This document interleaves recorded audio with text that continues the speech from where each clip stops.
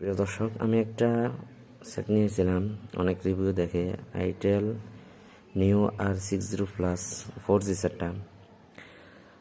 অনেকে এই কথাগুলো বলবে না যে সঠিক কথাগুলো, এটা হচ্ছে যাই অনেকে বলে এই মোবাইলটার ভিতরে টিকটক আছে, টিকটক ইউজ করা যায়, ফেসবুক আছে, ফেসবুক ইউজ করা যায়, এরপর এটাকে হটস্পট হিসাবে ব্যবহার করা যায়।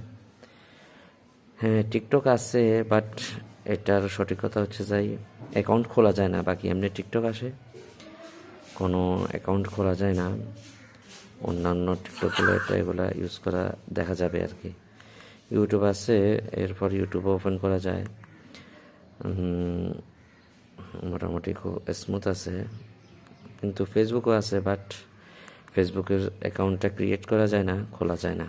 আমি অনেক চেষ্টা করছি, আমি আজকে প্রায় 5 মাস সেটটা ইউজ করতেছি। বাকি পকেট রাউটার হিসাবে এই সেটটা অনেক দুর্দান্ত, প্রায় 8টা ডিভাইস এটার সাথে কানেক্ট করে ইউজ করা যাবে। বাকি সবসাথে এই সেটের সবসাথে দুর্বল দিক যেটা, এটা হচ্ছে যাই আপনার টাইপ সি পোর্ট দেওয়া আছে, বাট এখানে টাইপ সিতে বর্তমান সময়ে চার্জ নিতে 4 ঘন্টা সময় লাগে।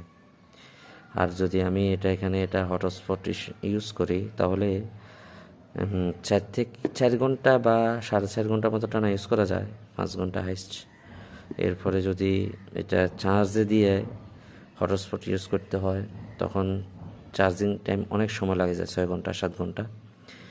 তাই এটা হচ্ছে সবচেয়ে বড় দুর্বল, যে টাইপ সি দিয়েও এমনি স্বাভাবিকভাবে চার্জ নিতে হয়, এটার প্রায় 4 ঘন্টা সময় লেগে যায়। তো যারা এই সেটটা নেবেন, খেয়াল করতেছেন, তারা একটু বুঝে শুনে নেবেন। সবসাথে বড় কথা হচ্ছে এটার চার্জ নিতে অনেক সময় লাগে। আপনার নর্মালি চার্জ দিলে 4 ঘন্টা লাগে, আর যদি আপনি হটস্পট সহ ইউজ করেন তাহলে চার্জ নিতে, ফুল চার্জ নিতে 6 ঘন্টা লেগে যায়, 6 ঘন্টা 6.5 ঘন্টা লেগে যায়। আর হটস্পট সহ ইউজ করলে আপনার টানা 4 থেকে 5 ঘন্টা আপনি ইউজ করতে পারবেন। এখন আমি হটস্পট ইউজ করতেছি, মোবাইলটা দিয়ে মোটামুটি ভালো স্পিড পাওয়া যায়। ধন্যবাদ।